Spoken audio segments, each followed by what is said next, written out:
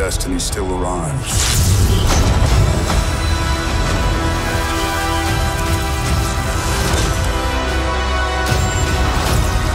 Evacuate the city.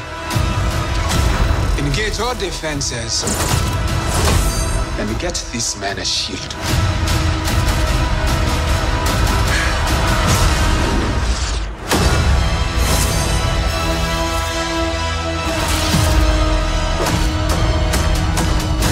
Fun isn't something one considers when balancing the universe. But this does put a smile on my face.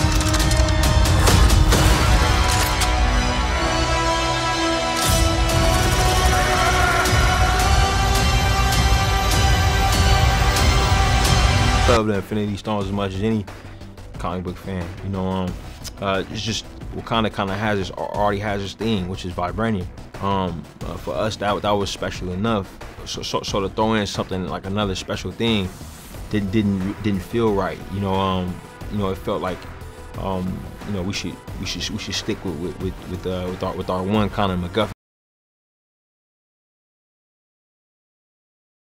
What is good, YouTube? Warstu here with a video on Black Panther and Marvel Avengers Infinity War. So by now you should have seen Black Panther by now, or else you're going to be spoiled during this video. So recently during the Black Panther movie, it was revealed that there was no Soul Stone, and in the clip I played before this, the director explained why they didn't have the Soul Stone, because they felt like the vibranium was special enough. But you could actually say the Soul Stone was in Wakanda secretly during the heart-shaped herb scene where the Black Panthers could speak to the previous Black Panthers. Now, I know what you're going to say, it's the heart-shaped herb that's allowing them to do it, but really, I mean, they are talking to dead people, which is properties of the Soul Stone. So secretly, this could be the reason why T'Challa could speak to his dead father. But I know it is part of the Black Panther heritage that Black Panthers can speak to past Black Panthers if they so want to. But Thanos is coming to Wakanda, and Lego set pieces have led us to believe this is just for Vision's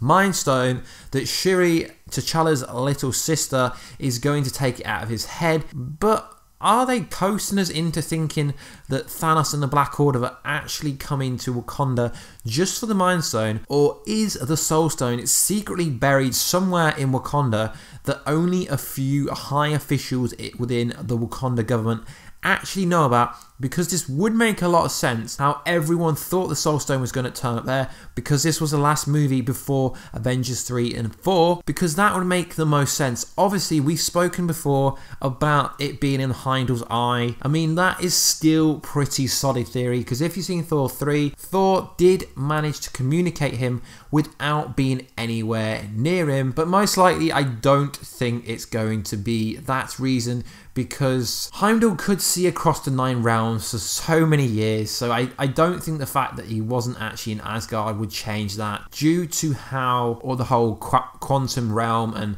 the dark dimensions work. I think it's just an ability that he can do with the, what I presume, if it isn't that, would be the all-foreseeing eye, how he gets to see everything.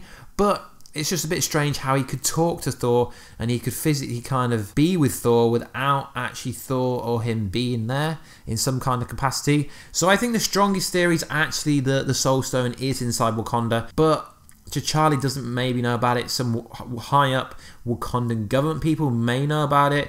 But there's something fishy about Wakanda and how they can communicate with other people. It's just very interesting.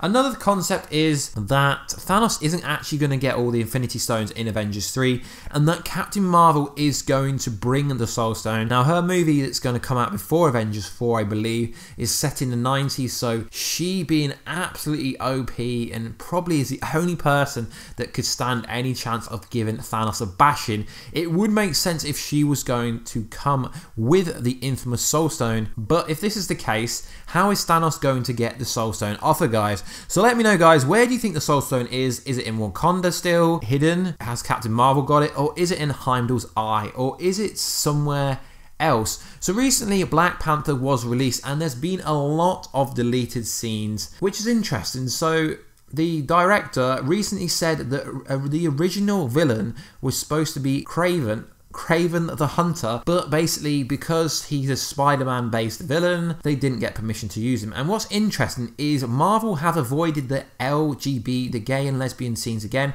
because if you remember in Thor 3, Valkyrie was supposed to have an arc like that, and in Black Panther, the Dora Milaje were supposed to have a lesbian and gay scene that was cut.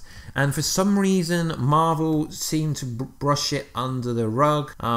Their PR person, Jonah Robinson, said there's no romantic relationship within the Dora Milaje members in this movie. But if you read the comic books, you know that is not the case. And we do know that there should have been some kind of storyline within that movie, but I guess they wanted to keep it about forming who they are as a Wakanda woman savage army.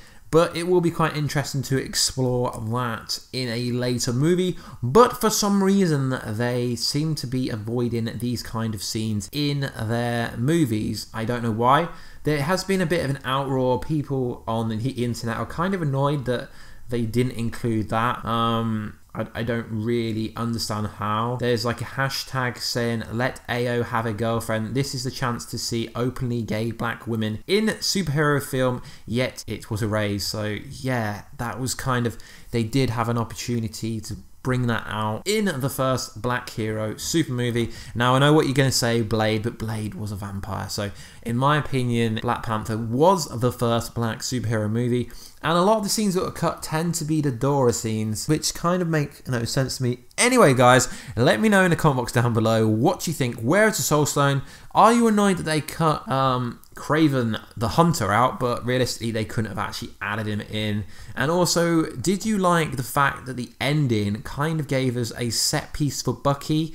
And now we know that Bucky could become the White Wolf. But it's a bit odd how he got a post-credit scene when realistically, yes, I know he got put into a cryogenic sphere at the end of Civil War, but realistically he had nothing to do with the Black Panther movie. So it was a bit odd. And the previous one, when T'Challa basically said he's going to open up some of Wakanda's technology to the world, that could have just been the ending. I feel like they did kind of waste the post-credit scenes. Anyway, guys, please like, subscribe, and comment as you always do. Hit that bell button down below to join Team Warstu, and I will catch you in another video very soon, guys. Catch you later.